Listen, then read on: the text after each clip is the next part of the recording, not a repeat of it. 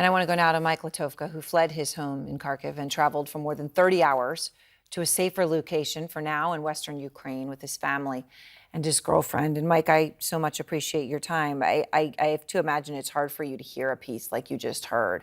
Our Nick Robertson in Moscow speaking to Russians about the invasion. Many saying they're against the war, but many also believing what they see on Russian TV, asking a woman about civilian casualties, and she says, I'm not sure I believe it because there is fake news. There were others who said the same. Mike, what do you want the Russian people to know? The main thing I'd love people to know is that their country is obviously the aggressor. There's no such thing as a military operation that they're being told. There is no such thing as countries or nationalities here, Russian-speaking people who need to be saved. This is absolutely clear even from my personal experience. My girlfriend's father lives in Russia, and in this situation, he wants literally nothing to do with supporting her or her mom and her sister, who are right now under fire in Kharkiv, which is being constantly bombarded. Kharkiv right now is like the Stalingrad of that time, and the pressure of the media in Russia is so strong that people who are actually from here, they're from Ukraine, they go there, and after living there for some time, they assimilate and they just take everything at face value. It's so strong that, in fact, my girlfriend reached out to him just for financial support in this case. She didn't reach out to him with some kind of proof that, okay, this is what you're doing is wrong. She just said, like, look, we have a military situation here, we have a war, and can you help us in some way, at least financially? He said, to quote it directly, helping you financially will be considered treason here. And that was the end of the conversation. Oh. It's very sad that this is dividing people so much in this way. I am so sorry. I'm so sorry for your girlfriend and her family. I mean, it's impossible to truly understand. I do know, Mike, that you documented your journey when you left Kharkiv, and I spoke to the mayor earlier this hour. You know, he's there. Obviously, those air raid sirens he's hearing as he speaks and talks about them. Extraordinary. He uses the word enormous number now of civilian casualties. I know you were incredibly lucky to have left there, but it has been an arduous journey to where you are now, and obviously only a stop perhaps on where you may be going. You had to shelter in a metro station. You had to deal with airstrikes.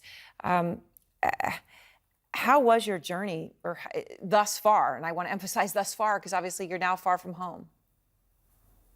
Yes, it was long, and it was also a sort of a waiting game since the first day after the fact that we understood that, okay, we're in this for the long haul. There are going to be bombardments. They're not going to stop.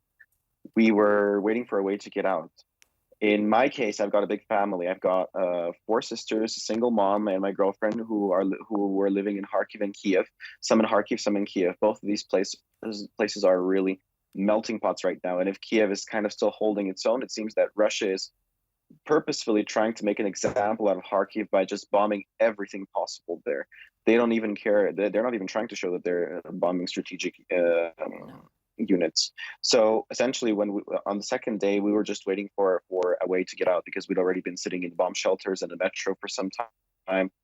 And luckily for me and my family and some other people who were in Kharkiv, a friend of mine gave me a contact of an IT company that was to do an evacuation effort from Kharkiv.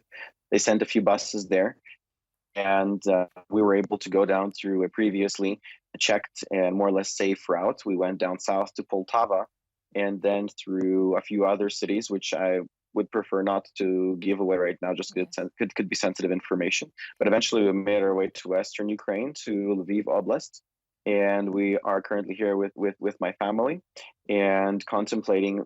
As for the girls, we're contemplating the ladies if they will continue going on further. One of my sisters has already gone on further, and she's at this moment as we speak on the border with Hungary, if I'm not mistaken, and my other 2 sisters could be close to follow them, together with my mom and my youngest sister, who is only 5 years old. At this point, I would not be able to leave the country, even if I wanted to, because there is a mandatory conscription, and men between the ages of 18 and 60 cannot leave. Plus, while I'm here, I do believe that there is use that I can bring here, mainly with information and logistics. Right. Well, gosh, you are in my thoughts, as is everyone in your family. And your girlfriend, I know it will be so hard for you if they leave, but of course, may indeed be the right and the safest thing to do. Thank you so much. I appreciate your time. And next, This is like the main thing I suppose I'd like to add, just if I could, to finish up.